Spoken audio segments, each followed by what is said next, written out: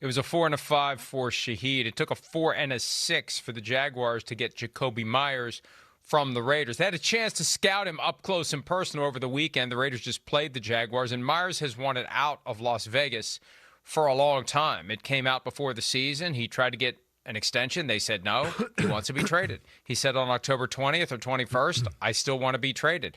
And Devin was talking about him yesterday before the trade went down, that when he first arrived in New England, he was very shy. And it's just funny to see him willing now to stand up and say, get me the hell out of here. Right. And they did.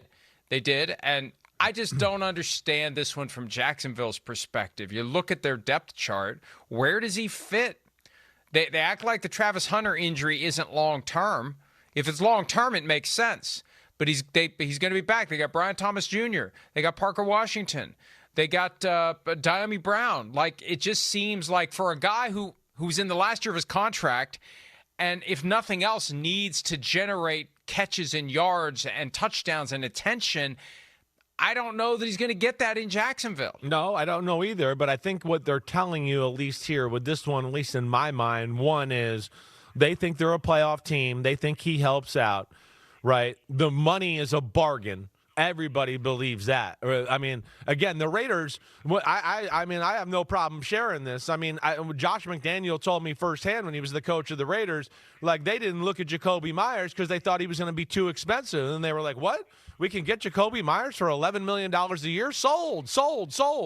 And they got him. So Jakobi Meyers is much better than I think the public realizes. He's a bigger human. Jakobi Meyers is one of those guys, too, when you see him in person, you go, oh, wait, I thought you were a slot receiver. Holy crap, you're 6'2" and change and got broad shoulders. He can do everything, right? He can win on the outside, and then he can be a slot Cooper Kupp guy that we just talked about as well. And I think with Jacksonville, what they're really telling you, Mike, is that they don't expect Travis Hunter to be the same this year. I think that's what they're really telling you. The knee injury, whatever it is, yeah, maybe he gets back late in the year, but can he really plant that leg in the ground and drive off it and do all that? Brian Thomas Jr. is having a little bit of a down year, right? So I think they look at it and this goes, yeah, it helps us now. And right, and he can be part of our three guys next year where it's Jakobi Meyers, Travis Hunter, and Brian Thomas Jr., and we go, whoa, we got some firepower at receiver. That's kind of how I view it, at least from Jacksonville's viewpoint. They're in the same situation Seattle is, though. They just have exclusive negotiating rights for the rest of the year, and Jakobi Meyers can hit the open market after the season. And look, here's the other side of it, too. If your motivation is to have the kind of production that gets you a more significant contract than the one you have, I think, and maybe, and you tell me. Yeah. But of all the skill positions, right, I think the hardest one to just hit the ground running, literally and figuratively, in a new city is receiver.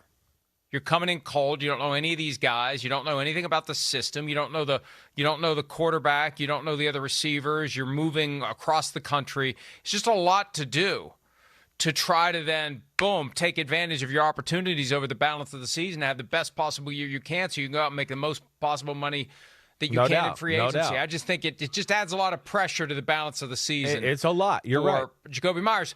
But he has a chance to play beyond week 18 now, and he definitely didn't have that with the Raiders. And I think that's the goal. It's just like, hey, let's get him ready for December football. Let's make sure he knows enough of the playbook by then and knows all the rules. He's a smart guy.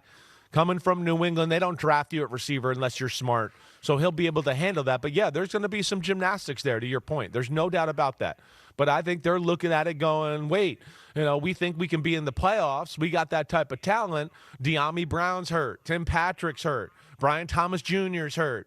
Travis Hunter, of course, is on IR right now. So they're looking at it going, wait, we need him for now, and I think he's got some future depth for us on our team too. But it's tough, and that's, again, I'm glad you brought that up. That's the beauty of the Rashid Shaheed thing in Seattle.